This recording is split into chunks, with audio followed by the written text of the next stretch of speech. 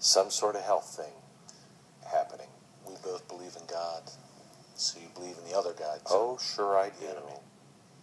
I tell you, I was at church Spiritual warfare. I was at church this last Saturday. I went to church on Saturday and Sunday, and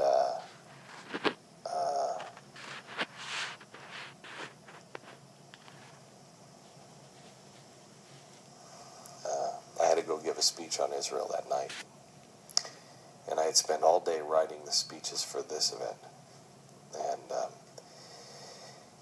and I was just such at peace. And I went to this church, this Gateway Church here in town, which is evangelical.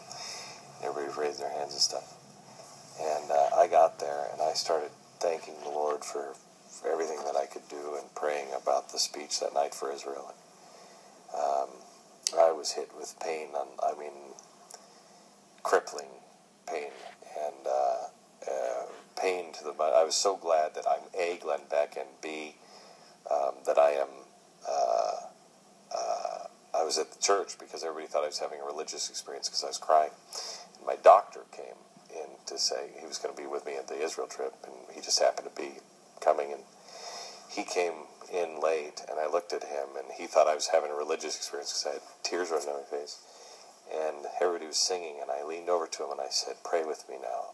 I am under attack big time." And I've never done this before in public, but nobody knew because everybody's raising their hand. But I raised my hand to the square, and I commanded in the name of Jesus Christ, I defy you. Leave me alone. He attacks. He is real. And he attacks.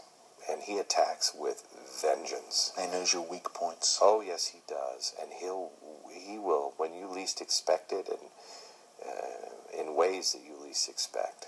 And but the good news is he's ridiculously obvious once you're onto him, and it's laughable.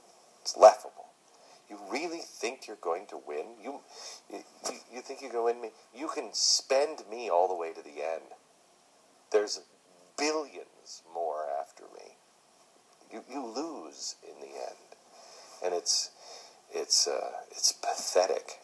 It's pathetic, especially when you see the power. When we were over in Israel, when you see the power of God, we're the first Christians to ever speak from that spot. First time, ever.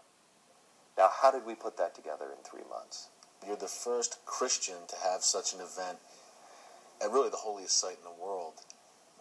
You felt a burden, obviously, on the National Mall at Restoring Honor. Talk about the burden you felt in Jerusalem. God says it's his eternal city, and when the Messiah comes, he's going to take his throne. Whether you're Jewish or Christian, you believe the Messiah will take his throne in Jerusalem, where you were standing. I was freaked out in the lead up of, there were, how can I put this? There were eyes on every inch of that space. And my back was to the windows of the mosque. And when you know what you're going to say, and you know who you're battling, and you know how it's being perceived by everybody, you might have a few thoughts about having your back in a very dangerous place. The Al-Aqsa Mosque? Yep. And nobody wanted us to do it. And my fear was that we would do something that would spark or be a part of a spark of an international incident. And I just knew that it wasn't. When I was there, it was much more triumphant, far as I knew that it was. I knew the message wasn't angry or bitter. It was uniting, but it was fierce. It was stand where you're supposed to stand. It was uncompromising. Yeah.